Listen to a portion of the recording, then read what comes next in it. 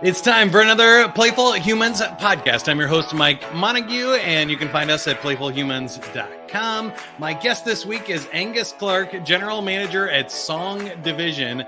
We're talking about instant music, instant fun in any event or organization,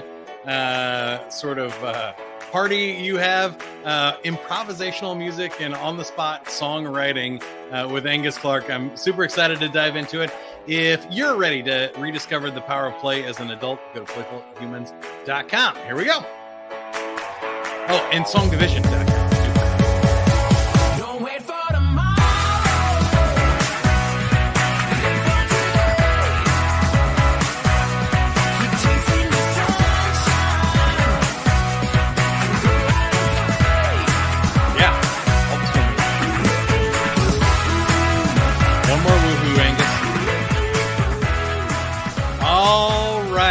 We like to start with the joke of the week here on the Playful Humans podcast. The joke of the week this week is brought to you by our new book of chemistry jokes. Unfortunately, all the good ones are gone.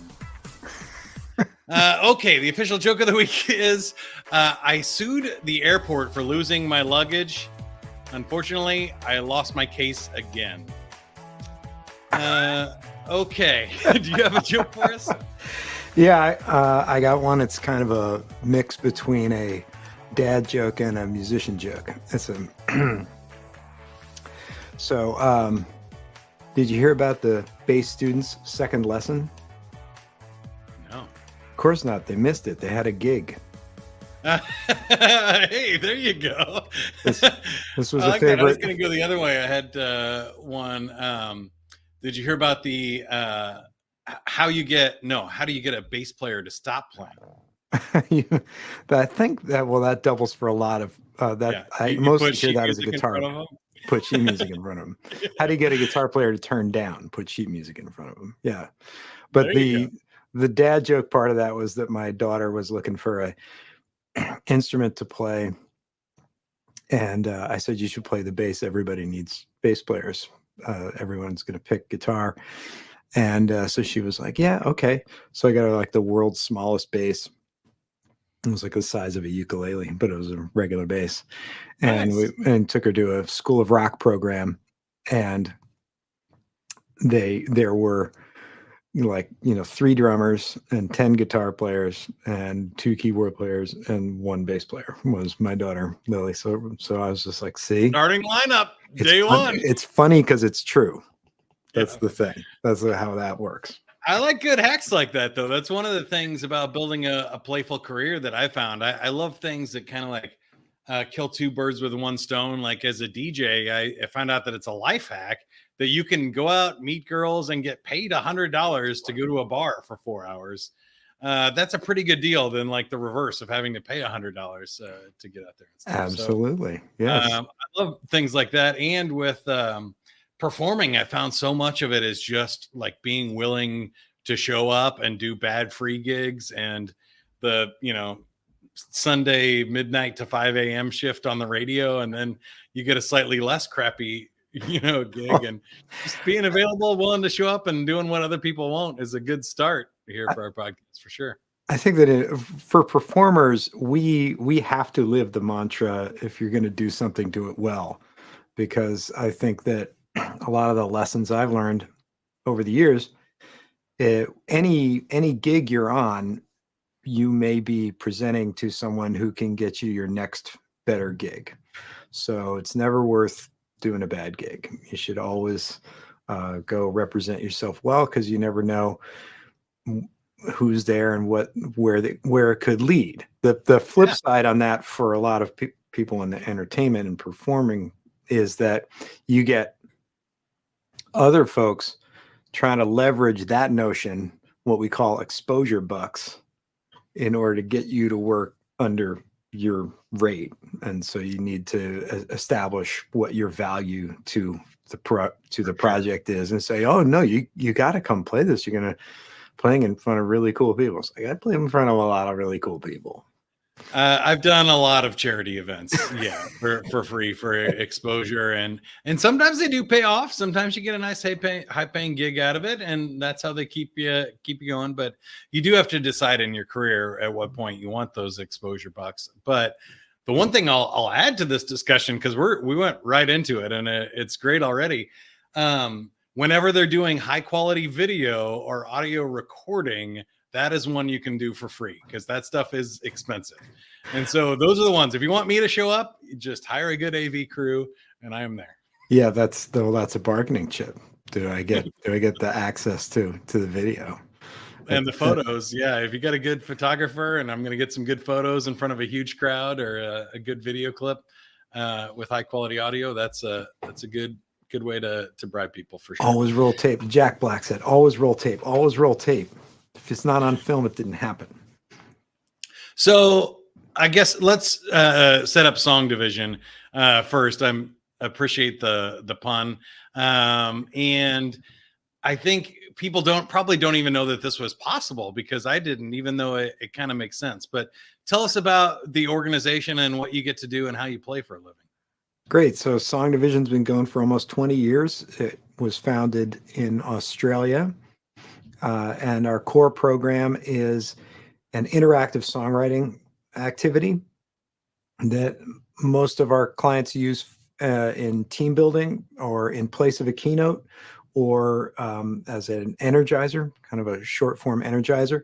And so it involves people with no musical experience or talent or disposition whatsoever being facilitated by a person with an extensive musical background. All of our facilitators have worked with some of the top performers in the industry, and they all are trained in our facilitation. We keep it fun. If they want to go into team building, we have a slightly longer program, a little bit more hands-on. Folks are really getting into it. If we want to go into the energizer side, it's a little, lighter touch, more fun. It's always fun, but the payoff is that these folks participate in the creation of a completely original song, which they then participate in the performance of. And everyone lifting their voice in song together, which is scientifically proven to improve memory, make you feel better, and make you feel closer to the people around you. So just that moment itself provides a bonding experience and a true payoff to whatever the client is really looking for their people to experience. And really what we found is that a lot of our end clients, which are Fortune 500s, and these are usually internal events. We do associations and others, but usually internal events. What they really want is a memorable experience for their folks, where they're completely engaged, they feel closer to each other, and they feel like I work at a really great place. I like the people I work with, and I understand why I'm here, and I'm good with it, and I'm going to keep doing it. And that's.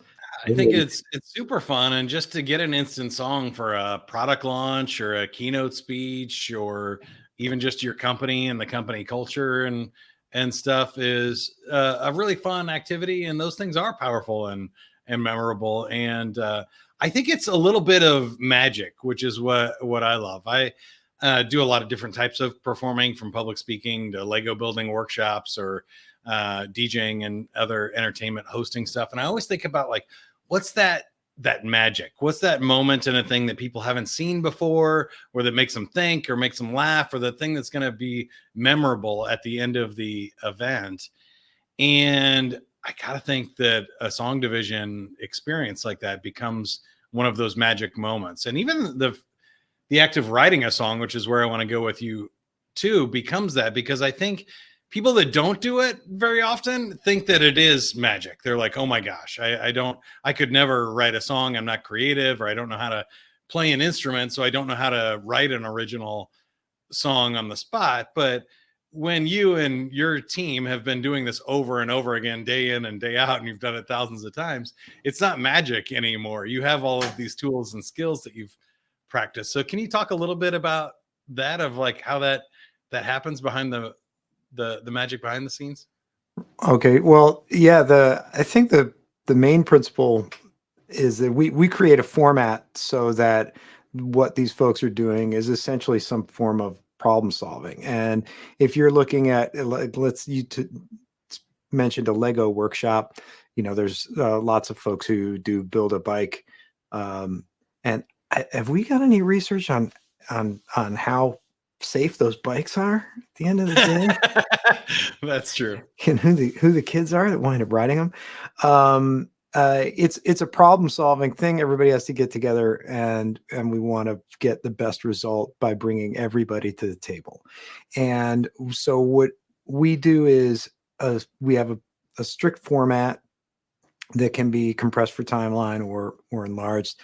And it starts with just folks sharing with each other what a bit about their musical lives. So this is just a communication exercise. It's bonding. And the starts with, what was your first concert? So mine was REO Speedwagon at Madison Square Garden. My dad took me. What was yours, Mike? I believe it was Frankie Valli and the Four Seasons at an Oldies 95 Summer Jam here in Kansas City. That is tremendous. And we've met people, who at virtual, there was a woman on one of our Zoom virtual sessions whose first concert was the Beatles at Shea Stadium. Nice. You're like pretty much downhill from there. Yeah.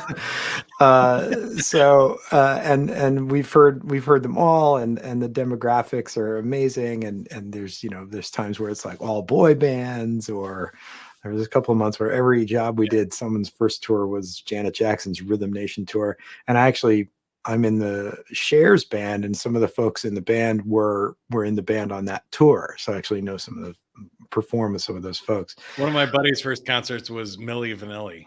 Ooh. We just had that at a job just last week. Milli Vanilli. Great show, great story, but yeah, and nothing that's not being done. And it's still. So we do that, and that just is a great icebreaker. And then we move into we need four things to write a song. We need to know the chords. We need to know what style of music it is. And then we need to know, what is it? It's chords, style, melody. We provide a melody. We make it up on the spot. And then we get into the lyrics. And that's where that's the level playing field. It's like, even multilingual, like we'll have dual facilitator, or we'll have, we do a lot of, I'm GM for the States, but we're global. So we do it all over the world. And we've done it in pretty much, I don't know, over 20 countries at this point. But we work with Canadian participants and French Canadians. And so we'll have like a verse in French or some part of and my schoolboy French comes in real handy right then. But we also have some French Canadian performers. So when we get to that part, after we get the chords, we have a volunteer to give us the chords. We pick the style. That's everybody votes. You can do a word cloud. You can do a poll. We do it in virtual with a poll feature. And then we provide a basic melody, and then we give this structure for writing the lyrics. And the structure for writing the lyrics is super simple. Everybody can understand it.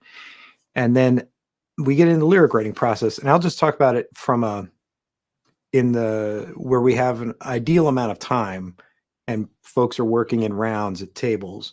This is where we get into that small group work, large group facilitation zone.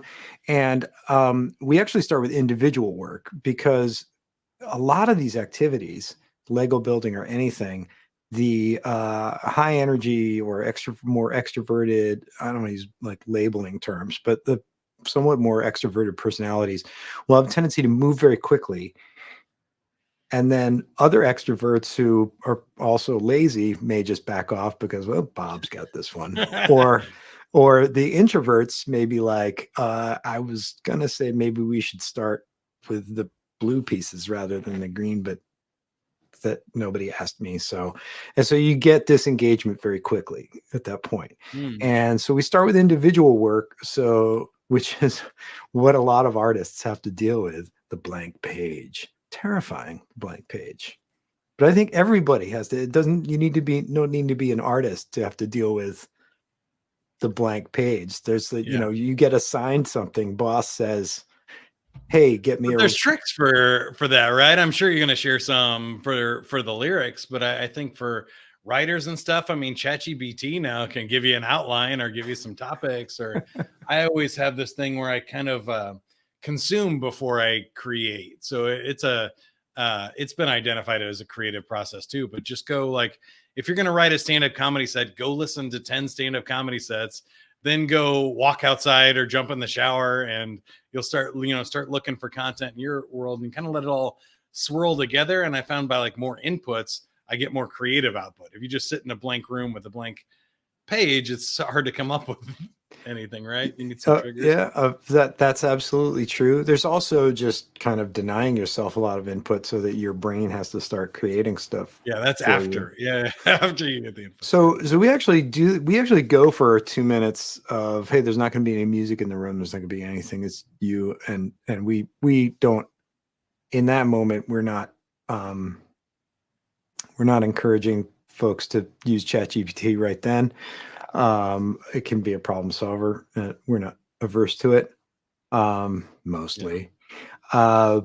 But in those 2 minutes, after you've been given kind of, here's what we want you to be thinking about, and it can be from the top down, kind of like the client's like, okay, we want our folks to know that they need to collaborate in order to get things done, that they need to communicate better, less silos, et cetera. And so we've got verse 1, your folks working on collaboration. Verse 2, you're working on communication, whatever they're meant to be thinking about. And we have this format for how the lyrics are supposed to run. One thing that musicians do, let's say you have to work on when I got my master's at NYU, and the composition teacher was like, listen, if you have to do something that's this long, you can mark the bars out on the piece of paper so Right. that how, so there's finite amount of stuff you have to fill out. That's why, writing is great to outline it. Project management, it's great to know what success looks like so that you can work. Yeah, when I'm writing a speech or something, I always think about the tent poles of like, how am I going to start? How am I going to finish? And what's that magic moment in the middle? If you got those, then you're just filling in gaps, right? And this is where we get down to some folks, when they're thinking about song division, their self-limiting beliefs about their organization or their people. We're not in a creative discipline. Our folks are not creatives.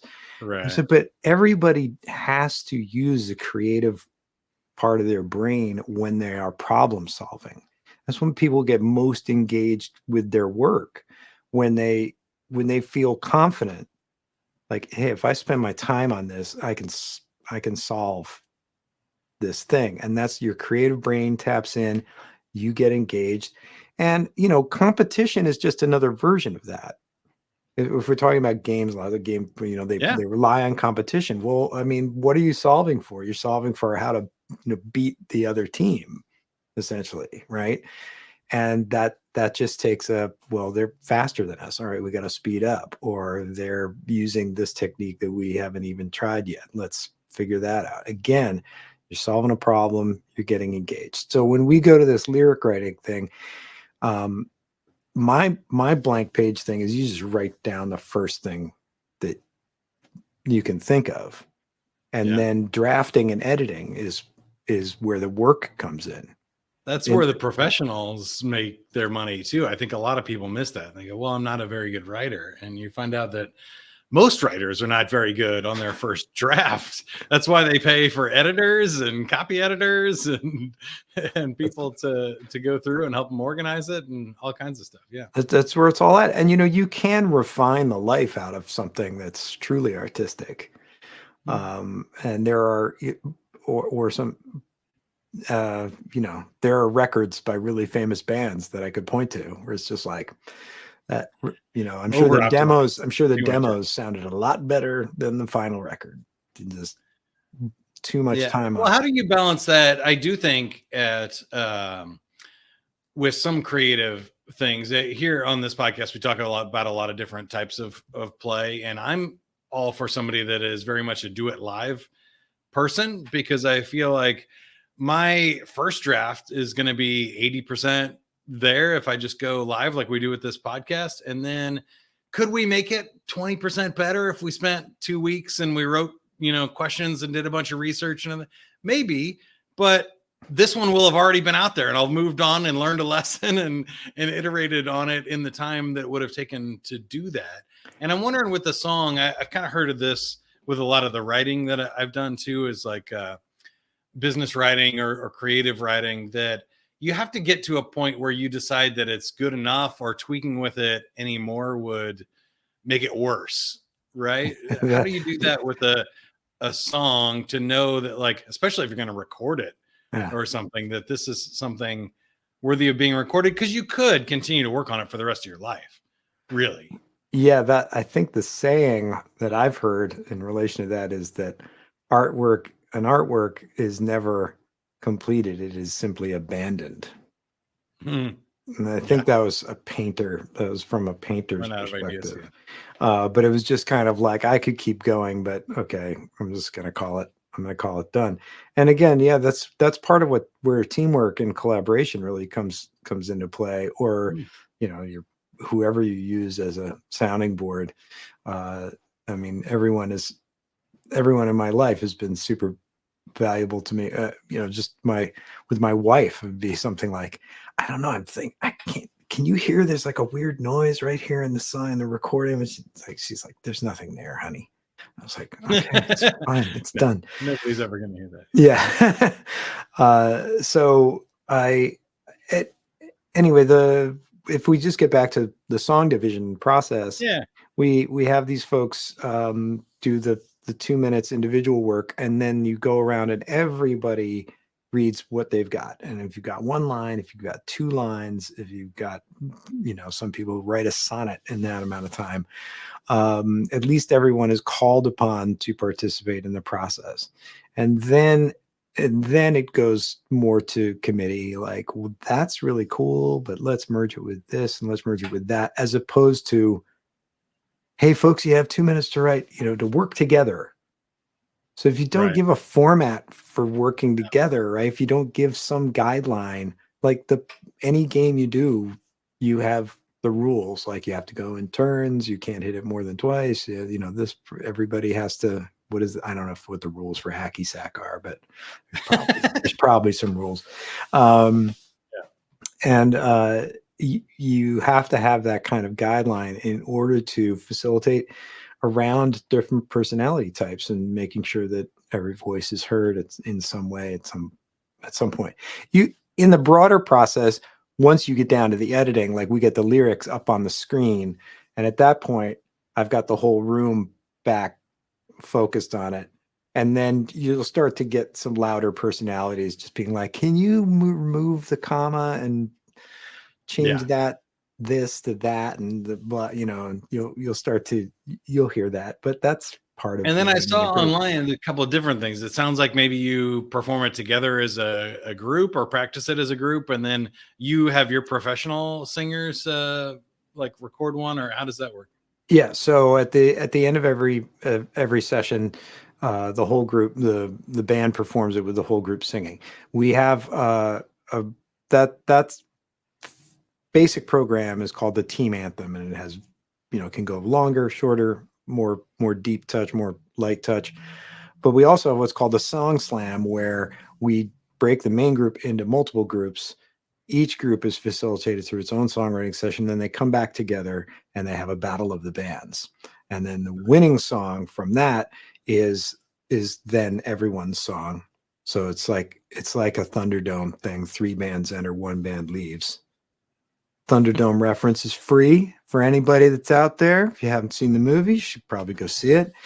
And then, so 3 bands enter, 1 band leaves. That winning song, the chorus of that song, is then performed by everyone en masse. That's the coming back together part. So we work that competitive angle, but then we always come back together. And then, we record the song professionally and with professional singers.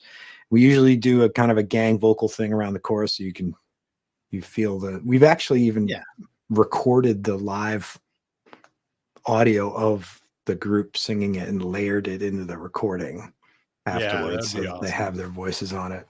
And it's awesome. I love it. It sounds so much fun. And I want to ask you here a few questions about yourself and your career before we wrap up. But how many songs have you written? I don't even know.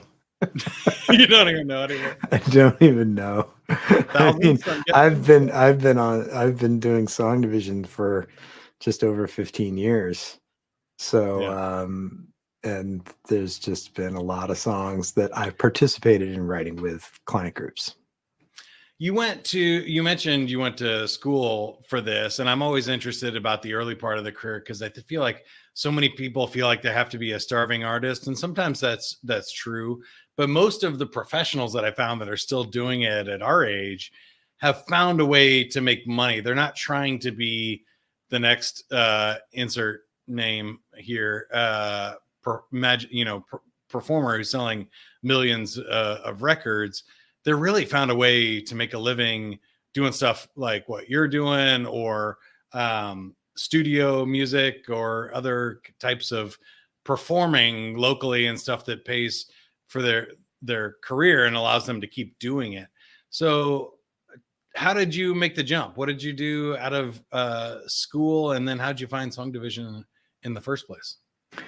Um, so I got my bachelor's at University of Southern California in music, and then I went to NYU to get a master's, and I think I was all but I'd done everything except for my final recital, and I joined a band that was signed to a record deal, and we went on tour, and I was just like, I'll get back to NYU whenever I can. And it turns out you have 10 years to complete a master's degree. So I did actually go back and complete that master's degree.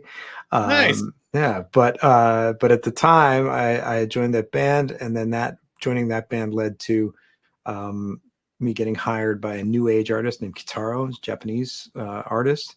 And this is when new age was a real thing. Like Yanni at the Acropolis had just been on PBS, and John Tesh at Red Rocks was on PBS, and Kitaro was kind of the granddaddy of all of those guys. Had been doing it longer and had more Grammys under his belt for sure. But we did a PBS special at the Marin Center and never got as much play. And so but I still have folks that love the work I did on the Kitaro records, and I love playing with him. It was great experience. Got to see the world before I was 30. And then I joined Trans-Siberian Orchestra, and I've been doing Trans-Siberian Orchestra for 23 years. Lead guitar player. That's for those who can see it. That's me on the right there. Yeah.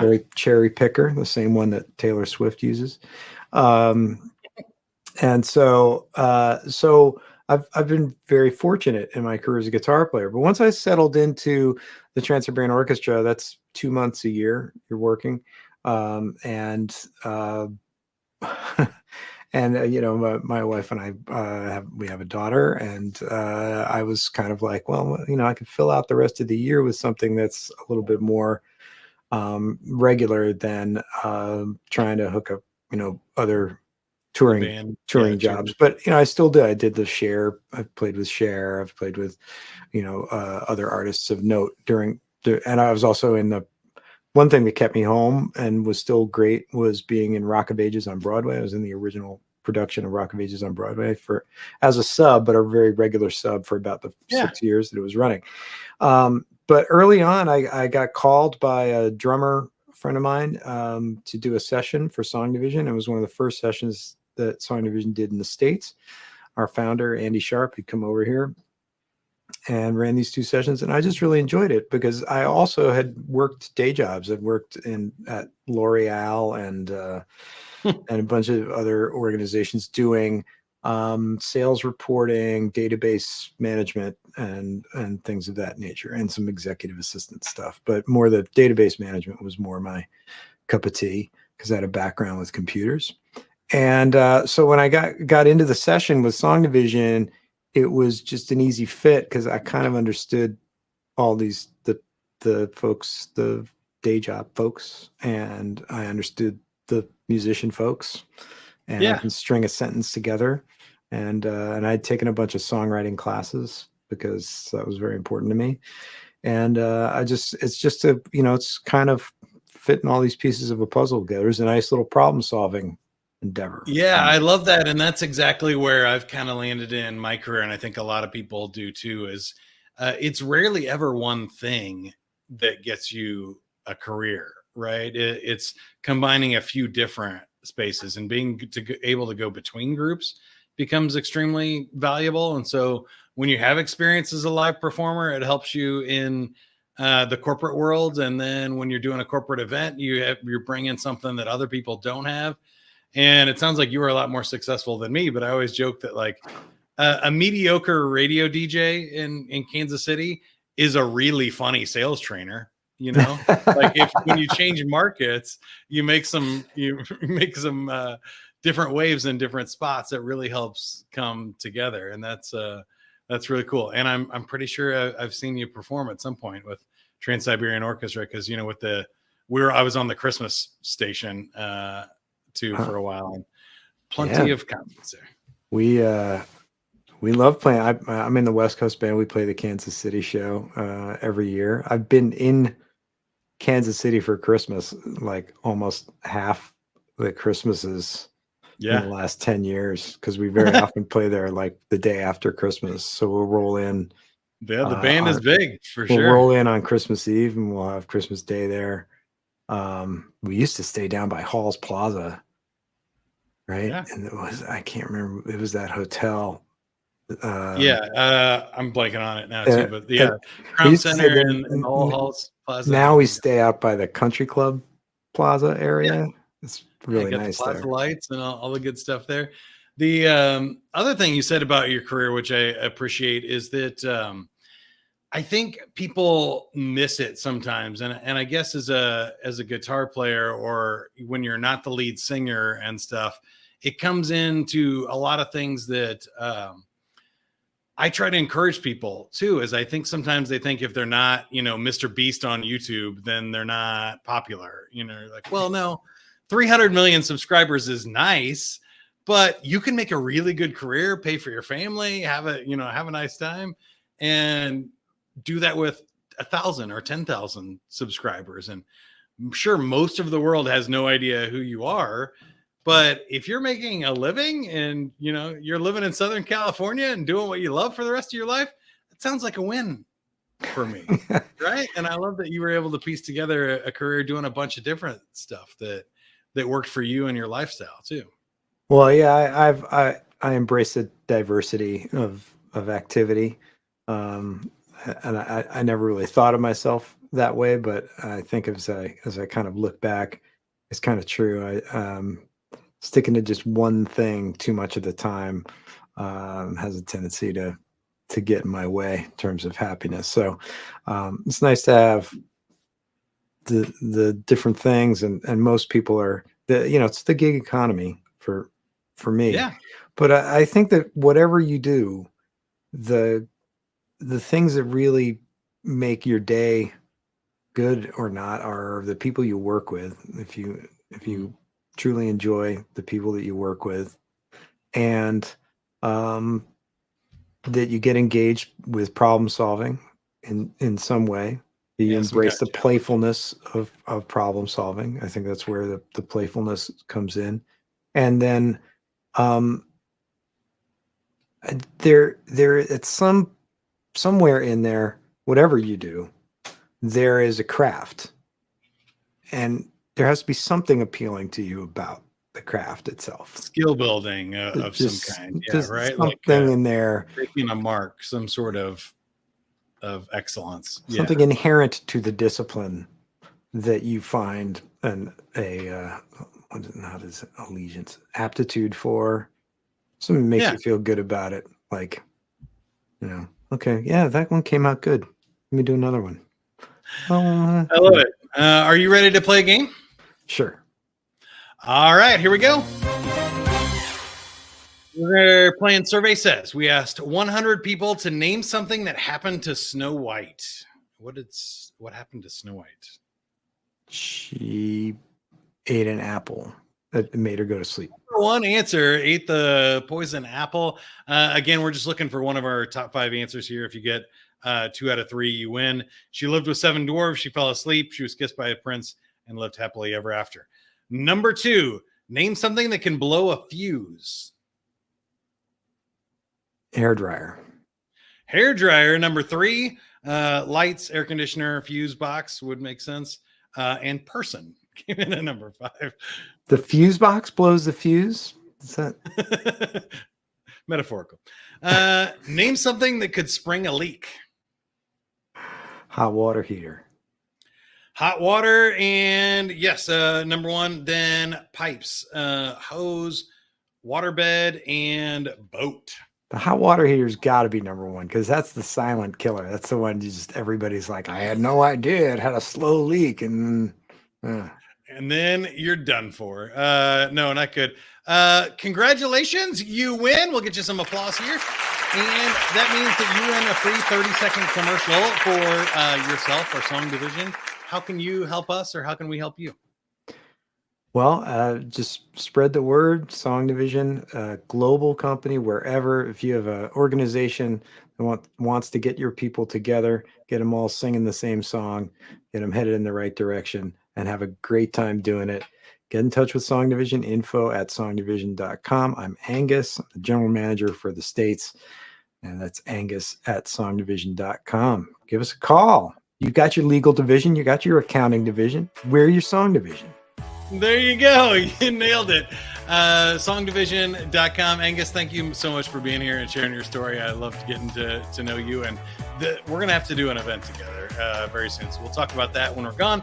If you want more information on being a playful human, you can take our playfulness quiz, find out what playful personality you are, or reach out to us at playfulhumans.com. We'll see you next time. Bye, everybody.